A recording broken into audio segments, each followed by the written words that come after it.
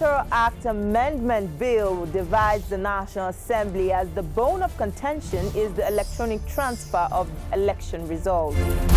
Petroleum Industry Bill passes in both chambers as 3% share for host communities is retained. Also on the program. Don't just leave it at the doorstep of INEC. Engage Nigerian Communications Commission, that's actually the custodian, and regulator of this communication infrastructure. We'll hear from a senator on why majority of his colleagues chose to stand against the electronic transfer of election results. This is the Hallowed Chambers. I am Tijesu Adeoye. Civil society organizations advocating for the strengthening of the country's electoral laws were stunned at how lawmakers killed the clause that empowers the Independent National Electoral Commission to electronically transmit results. The independence of the Electoral Commission was further whittled down and handed over to the Nigerian Communications Commission to decide if results of elections can be electronically transmitted. The Senate amended the clause and withdrew the powers from INEC, but it was not without a little rowdiness and objections against this move. Thank you for protecting me against all right. The Commission may consider electronic transmission of results provided the national coverage is adjudged to be adequate and secure by the National Communication Commission (NCC) and approved by the National Assembly. Senator Sabi raised an amendment, and I've asked him to say it twice because maybe the first time there was too much noise. We have heard what the amendment is. Senator Lundumi has seconded. Those in favor that clause 52.3 as amended stands part of the bill, say aye. Those against say nay. The ayes have it.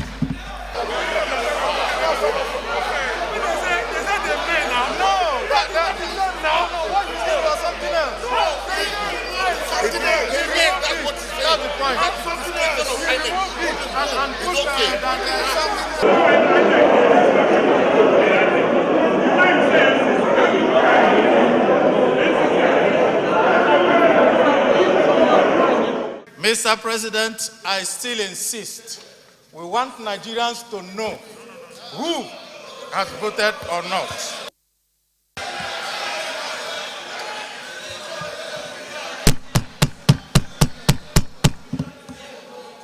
The minority leader has come under our Standing Order 73, page 51 of our Standing Order.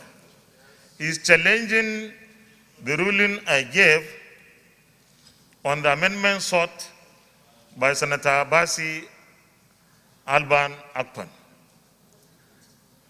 The amendment he sought was defeated.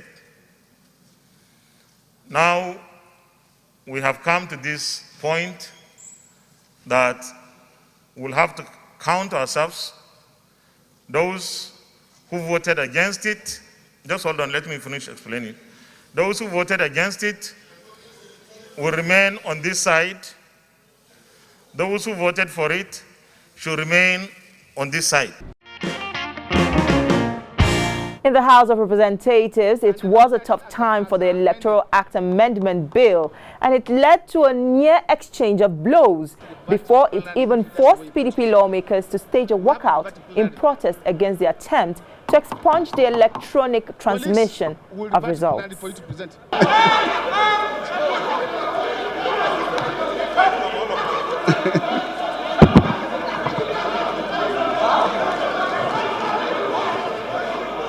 Very wrong to tell mutum madman. Point of order. You call somebody madman?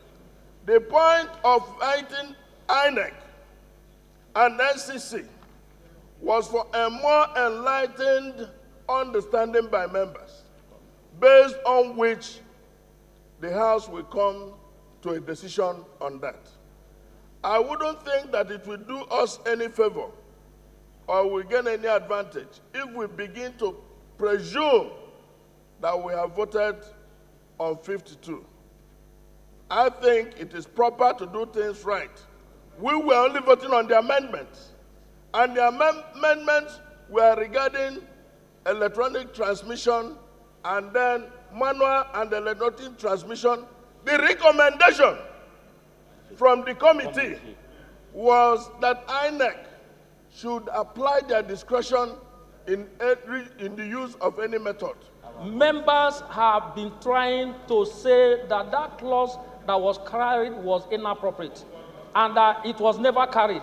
Well, and we cannot sit. Let me beg of you, sir. We cannot sit on this floor. Let me beg of you, sir. And allow that inappropriate action to be taken. Please, so I'm calling on my colleagues that if that is the case, that they have carried it and waiting for us to do a rescission, because it was never carried. So the issue of rescission no, sir. will not even arise. I will advise that we leave the chamber. We are not part of it. Well, if you are saying you are not part of it, it's a different entirely. You are entitled to our opinion, and that's the meaning of democracy. Thank you very much. We are grateful. Point of order, Leader, don't title. No, amendment of point of order. Already, what is the point of order, sir? Yes, sir. Mr. Speaker. Mr. Chairman. Partial Section 52, for clarity, we have left it as provided by the committee as it came, which is to allow INEC to determine whatever they want to do. But I believe that we've all been better informed by NCC that came and answered very critical questions. And I use this opportunity to talk to the people out there as well. We all want electronic transmission. Clearly, we all want electronic transmission. But based on the information that we have just received from the experts, it's not as easy as it sounds. We must get our electoral process right, and that's what we seek to do. When the time has come, when they've had when they have full coverage, we can come back here and amend the law. At last, the House of Representatives passed the Petroleum Industry Bill and harmonized it with what the Senate had passed. The National Assembly stuck with the 3% share for host communities, which has become the most contentious clause in the bill that was trapped in the legislature for more than 2 decades. Consider the report on the Conference Committee on the Bill for an Act to provide for legal governance, regulatory and fiscal framework for the Nigerian petroleum industry, the development of the communities and political matters. Approved clauses 9, 29, 32, 33, 41, 47, 48, 52, 64, 79, 86, 97, 104, 125, 160, 240, 310, 315, 317, 318, and for the first schedule of the conference report. Those in favor of the motion say aye. Aye. Against say nay. That's have it. After the break, Senator Okpeyemi Bamidele will help us make sense of what transpired at the Senate this week. Stay with us, we'll be right back. At TVC Communications, we're all about our audience. Millions of viewers, listeners, and readers every day all around Nigeria. Our 2 TV stations are among the most watched in Nigeria. TVC News is our award-winning 24-hour national and international news channel headquartered here in Lagos, broadcasting live from our custom-built state-of-the-art news headquarters. TVC, the top-rated family entertainment channel, is the place for fun, music, and information. With news bureau and studios around the country and the ability to go live anywhere, anytime, we are first for breaking news in Nigeria. Awarded the NMMA TV Station of the Year, TVC News is the station of choice for news that... And when you can't watch us, listen to us. 102.3 Max FM Lagos and 90.9 Max FM Abuja are now ranked among the most listened to radio stations in Nigeria. In Lagos, TVC, our leading family entertainment TV channel, has a 47% market share. But this is just the start of our journey, as we plan to add even more services to entertain and inform our ever-growing audience. Thanks for being part of the TVC Communications story. Joining me now is Senator Michael Okpeyemi Bamidele, representing Ekiti Central Senatorial District, and he is the chairman of the Committee on Judiciary, human rights and legal matters. It's good to have you on the program. It's my pleasure. Let's start from the crux of the matter. How did you vote in the debate about the electronic transmission of results, and why?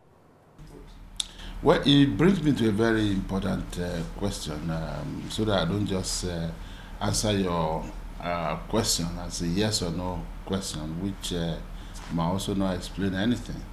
The voting yesterday was not really about whether or not you were in support of electronic transmission of results by INEC or you were against it. That was not the issue. There was nobody on the floor of the Senate yesterday who was opposed to electronic transmission of results by INEC. It's a global best practice thing, and there's no way we can run away from it as a nation. The concern of, most people were just whether or not we're ready for it. And I'm a member of the Senate Committee on INEC, and we had recommended, that INEC should, be able, or INEC might electronically transfer or transmit results, of election where and when practicable, But remember, as a committee, a standing committee of the House, once there's a meeting of the Committee of the Whole, where the whole Senate will sit to consider such reports, the standing committee becomes a subcommittee of the Committee of the Whole. In other words, whatever reports we are bringing in form of a recommendation will have to be debated, and amendments could be proposed, and made, to such recommendation. And that was exactly what happened yesterday. 2023 is around the corner, and opposition parties will also want to do all they could to discredit, the political establishment and, do a smear campaign. And that resulted in words going out from them, or they creating the impression that every APC senator was voting against electronic transmission of results, which was not the case, because nobody was opposed to it. Why does it seem as if lawmakers do not want INEC to assert its independence? Well, there was a lot of miscommunication, unfortunately, because if I were a Nigerian just watching proceedings or just reading all the information dished out on the social media yesterday, I also would have felt angered, I would have felt aggravated or disappointed. Let me put it that way. I think that was what our PDP colleagues succeeded in doing yesterday. But our constitution is very clear. Section 78 of our constitution vests, the power to regulate elections in this country on INEC. And that is the whole essence of the Electoral Act itself, made pursuant to the relevant constitutional provision. And what we're trying to do, of course, is, to also further amend, the Electoral Act of 2010 in a way that it will be able to accommodate the profound electoral reforms that we're carrying out on behalf and in conjunction with critical Nigerian stakeholders. And these are the issues. So it wasn't about anybody trying to subject INEC to the whims and caprices of the whims and caprices of NCC or any other agency of government. It's NCC that could determine, and properly advise INEC as to what parts of the country, will have the kind of network service and that is required for you to be able to do electronic transmission. Otherwise, it would have become an arbitrary thing. But why involve the National Assembly to give approval, since the National Assembly will also be participating in the elections? Doesn't that already compromise the conduct of elections? Well, I will put it this way, and that's why there's a need for a thorough understanding or a better understanding of the workings of our democracy. And we have to continue to engage the people and continue to explain all of this there had never been a time that the National Assembly was not involved. There's separation of powers. Our Constitution also makes provision for checks and balances. In other words, all the three arms of government and the other agencies of government that are independent, operate, independent of each other, but there's always a room, and a basis for collaboration. So, if you are saying National Assembly should not be involved, let's not lose sight of the fact that in any case, the INEC itself is oversighted by the National Assembly through its committee on INEC. There's a Senate committee on INEC. There's a House committee on INEC. And it is these two committees that oversight, the INEC on behalf of the National Assembly. So when people say, oh, why are you trying to bring the National Assembly? Why must National Assembly approve anything? The Constitution is clear on all of these things. There are oversight responsibilities.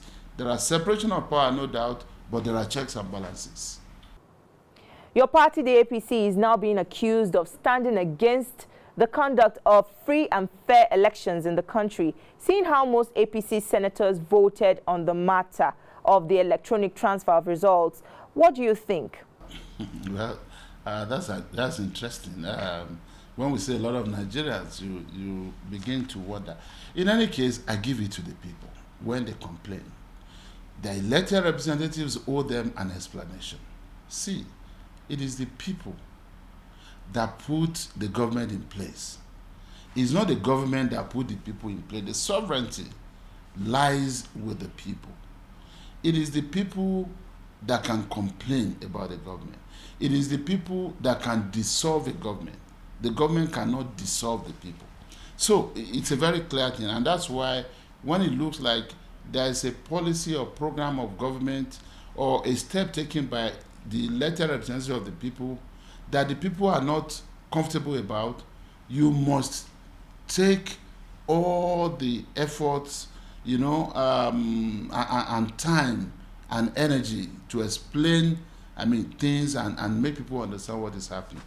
Don't you think the initial clause proposed by the committee already captures these fears?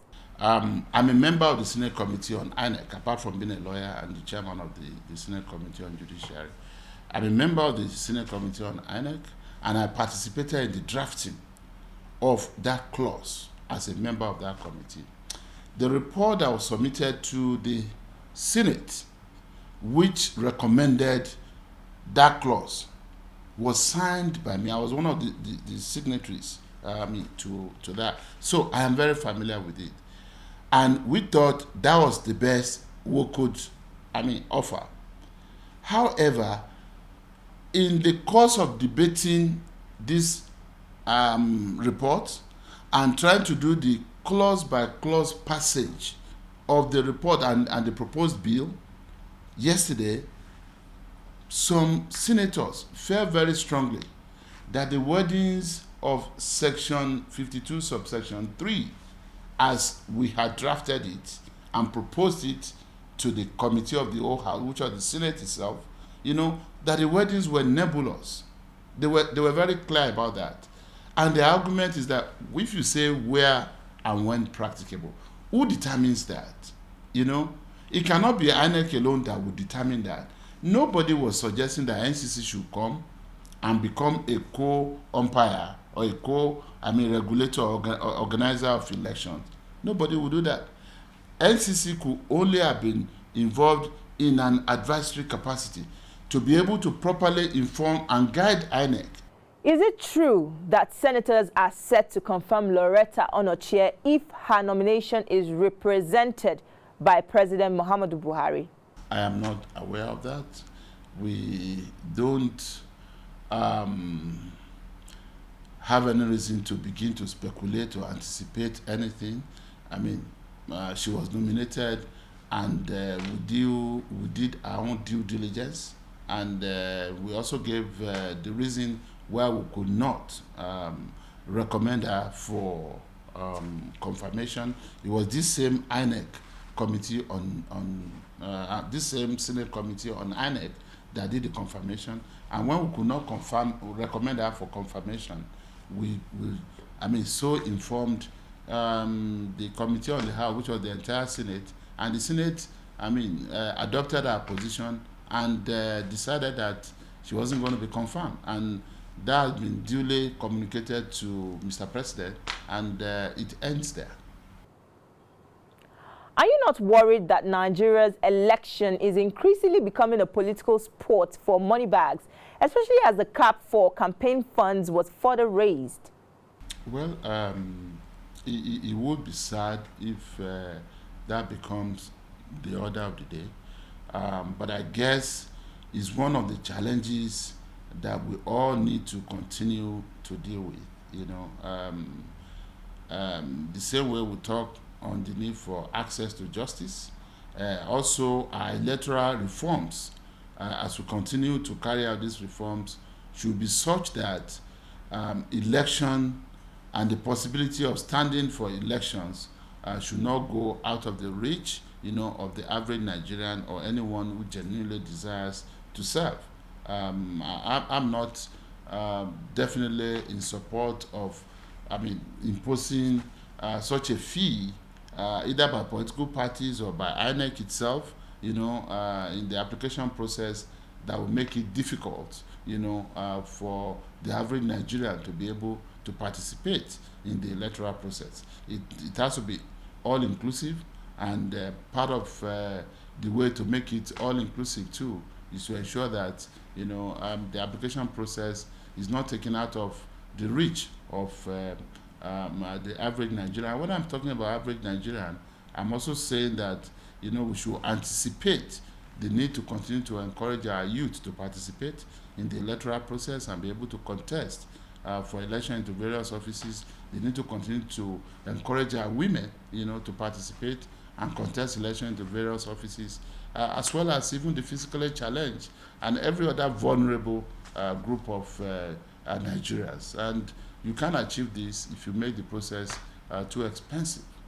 The PIB is another contentious issue. The southern governors insist on 5% for host communities, but it seems southern senators could not adequately represent the interests of their people on this matter. As the chairman of the southern senators, what is your take? Well, I will put this way. It wasn't about south or north. It wasn't about southern senators not being able to represent their people. Everybody that needed to speak up spoke up. You heard our governors. They were very clear on that, you heard the southern senators who were very clear on that. You heard honorable members in the House of Rep from the South. They were very, very clear on that. But when it comes to people voting on the floor, numbers count.